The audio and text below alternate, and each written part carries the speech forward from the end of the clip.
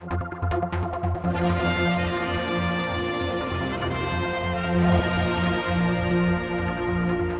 and welcome to our weekend debate, where we look around the different constituencies for the general election that's coming up on Thursday. Glenfaba and Peel has Geoffrey Boot, Trevor Cowan, Tim Crooke, Leo Cousins, Ray Harmer, Mikey Lee and Kate Lord-Brennan. So let's go in order then. Geoffrey Boot. Now there's a bit of pressure on him. I'm sure there's certainly been a lot on his job when he was in as a minister. I'm just choosing my words carefully because I don't want to push you over, but so you look like you're thinking carefully of your answer. I'm thinking really carefully about my answer here. I really don't know what to say. Sometimes nothing is more, isn't it? Is more or less? Nothing is more, yes. Okay. You just leave me like that. Oh, great. Yeah, I am. Okay, how was he on the hustings? I thought he come across quite well on the hustings. I think people kind of want him to be something he isn't. People want him to be some sort of eco-warrior and not use deodorant and wander around the trees a little bit. I don't know what people want from Geoffrey Boot, but it seems to be something he isn't.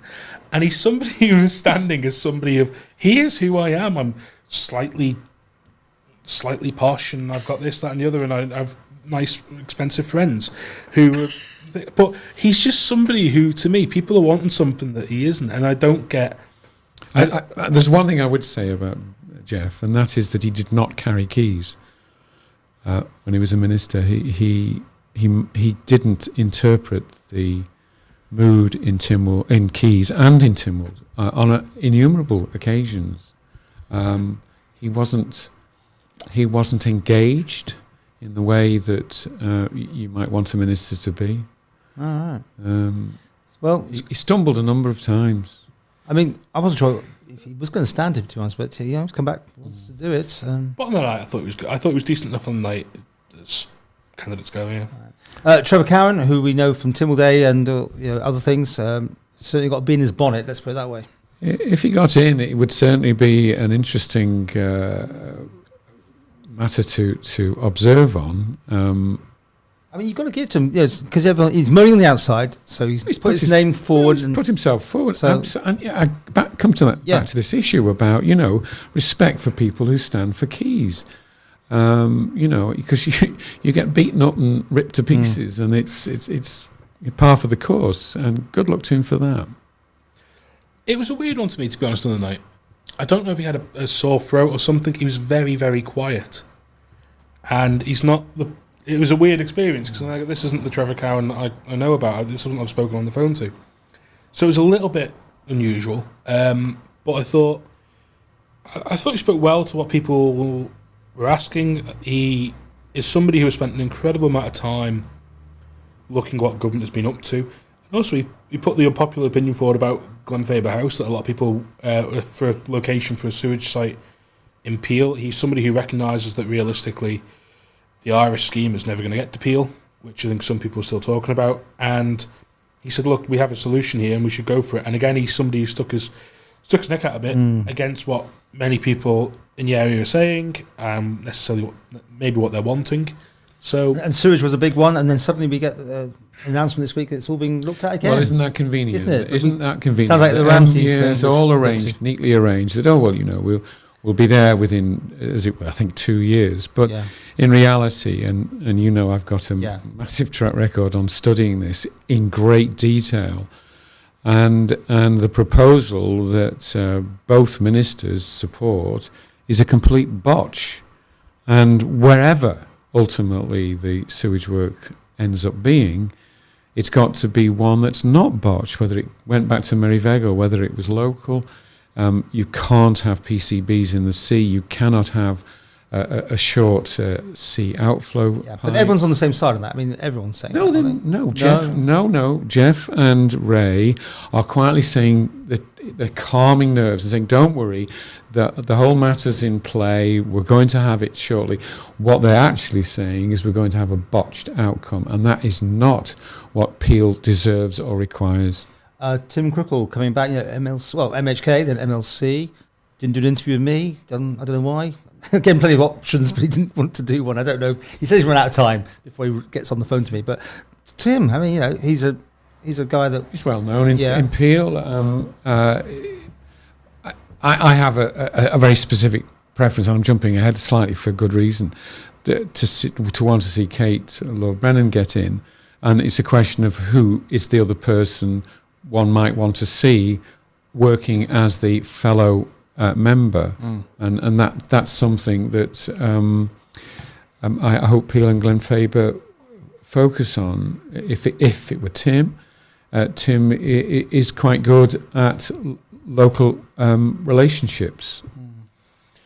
I think he has a slight weak spot being the sewage system. I think I went to that. We were at the same protest on Peel Promenade, and speaking to local authority members there, and speaking to a few people there.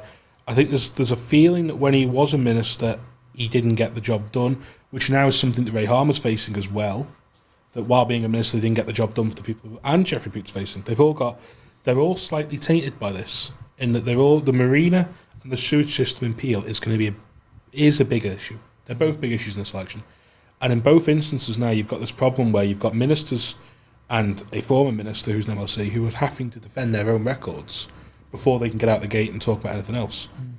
And so it's going to be a Crooke's thing. The sewage. I mean, obviously for Peel, maybe not so much Glenfaba, but at the end of the day, it's the West, isn't it? Okay, Leo Cousins, Alman Green Party. I thought he spoke better than this sounds like a slight, but it isn't. He spoke better than I thought he would. I didn't know what to expect from him necessarily. I've heard that as well. But speaking to people I know, they said, he's not great on the door. But I thought in a room with a meeting full of people, I thought he was quite good. He was well measured. And again, clearly the Green Party have thought about what they want to put out. And he's added his own characteristic to that, and his own knowledge to that, and his own background to that. And I think he come across very well. I think he's somebody who could easily challenge in this. Didn't he stand in another constituency previously? Am I being totally unfair to him? But what about him?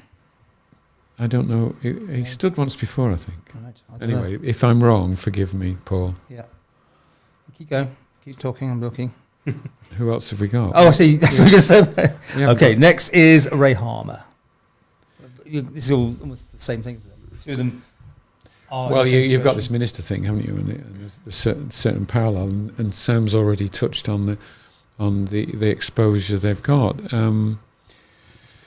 I think Ray's performed better as Minister of Policy and Reform than he did as DOI Minister, but then I'm on record on numerous occasions saying that the DOI is a basket case anyway, so, to what degree does it ultimately always impact upon anybody who takes it on? DOI must be sorted in the future in a very, very big way, because it will not do. Will he be remembered as for the prom or because not the prom? Let's face it. No, we're talking about Peel and Glenfaba. Yeah, I mean, I can't speak for how he's seen as a constituency, MHK. I can only say what I saw on the night. I thought on the night he surprised me a little bit. Again, I'm going back to this phrase, he was better than I thought he'd be. Ray Harmer's natural talent is not public speaking. But I thought on the night he was a very good speaker. I thought he held his argument very well. He spoke to people very well. I think there's the slight thing he has major in his favour at the minute. He seems to be very well liked in the area, but also the gas solution that isn't really a solution what we've ended up with. People seem to have an attitude towards it. It's better than we could have been, and he's seen as being one of the people who helped with that. Goodness, that's interesting. I didn't gas solution. You're talking here about what? With the contract that was cancelled and the thing that people saw we could have had increase in gas prices on the island.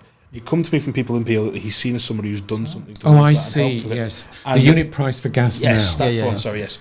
And also getting rid of the tariffs which people didn't like. He's seen in people I speak to in the areas. Interesting. Well, aren't you paralleling there, because he did this since he became Minister of Policy and Reform? Yes. He seemed to relax somewhat in Keys once he was put into policy and reform, whereas he was always appeared uncomfortable as Minister of DOI. Okay. But that's just, to what extent really is DOI just become what the health department was 10 years ago? It's impossible to defend. Okay, absolutely. Mikey Lee. What do you know about Mikey Lee? Don't know. Not much. Okay.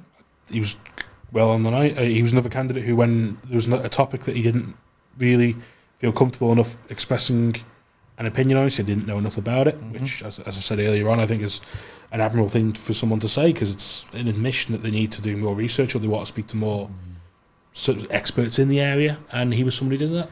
Post office man, they always do well. You know, people, I don't know if he's customer facing or not, but that can be helpful sometimes if you are. Well, yes. I mean, there's an issue about. I mean, they've lost the bank in Peel, haven't they? There's the future. The omens for the post office aren't good, and it's my humble opinion. It's essential that Peel and the area keeps its post office with its excellent sub-postmaster. Okay. And Kate Law-Brennan, you've always put your hat in the ring on that one. Oh, absolutely. Interesting move, though, to MLC, if she does get into MHK. Well, I think the important thing, and I'll parallel this I'll jump over to Jane Poole-Wilson here, because I think this whole issue of electing women on the part of Keys, as we did, a number of women, in fear and dread of the fact that our gender balance was one of the worst in the world, has actually, it was at the time, it was dreadful. But what it's done, and this is the exciting thing, it's opened up, as it were, through the back door, a willingness for a number of women to say, I can do this. And Jane, stood up to the plate, and so's Kate. They both performed well as LegCo members, but they both recognised that however well they've performed there's an important job to do as Keys members, and they've both put their hat in the ring on that. And I believe that, and I'm totally biased here, I believe Kate would make an absolutely excellent MHK. Just countering that, I do agree with the thing that we needed more women in Tynwald. I think we have a slight thing this time. I can't remember if it's gone down slightly or it's remained roughly the same. There's a very low percentage of women standing for election this time. Kate is definitely one of Kate is obviously one of them, and is one of the very good ones who I think will probably, like you say, will probably get elected. My only issue is this jumping from MLC to MHK. I don't like it whoever's done it. I think in the past, Leonard, to me, there's an element of you've been put into a role which is not. To be honest, I want MLC scrapped anyway. I think let's just. Oh, well, you're biased. Scrapped. I mean, yes. I could happily have a really a robust debate with you, because I totally disagree with that. We couldn't do that another time. But what I look forward to it. But what I like is, in the past, you've had Leonard Singer, and he's wanted to stand for MHK, and Ramsey resigned from LegCo. You had Edgar Mann going back even further, wanted to stand for Keys, resigned from LegCo. Admittedly, the history is a bit bad because they both lost. But there is still an element to me of saying that you... Well, hang on a second. You're talking about lads there, men. I mean, we're talking here about the importance of having high-quality representation in the Keys on a gender, to some degree of gender balance. And if it's happened the way it has happened, surely... we hope it'll happen in terms of Kate and yeah, well... Jane. I'm not arguing that. I'm saying that... Then surely it's a good thing. My argument is that they should have resigned as members of LegCo before doing it. I don't agree. Because now there's an argument of if either of them don't get back in, they have no mandate from the public whatsoever to serve in Tynwald. The mandate they earned was on the basis that LegCo is the electoral college of the MHKs. The House of Keys chose those two, and they've both performed extremely well. And they have now decided to stand, up and attempt to go into Keys, and that's highly commendable. And I'm totally comfortable about it. And I'll have the discussion with you another time about how you are wrong. And you are serious. You're not often wrong, Sam, but on this, you're wrong. On the other issue, I think they'll win. Okay. Who? Kate. Okay, we're coming. That completes Glenfaba and Peel. In our next section, we've got the same topic. Nice to be at odds with you anyway, Sam. Really is. More coming up.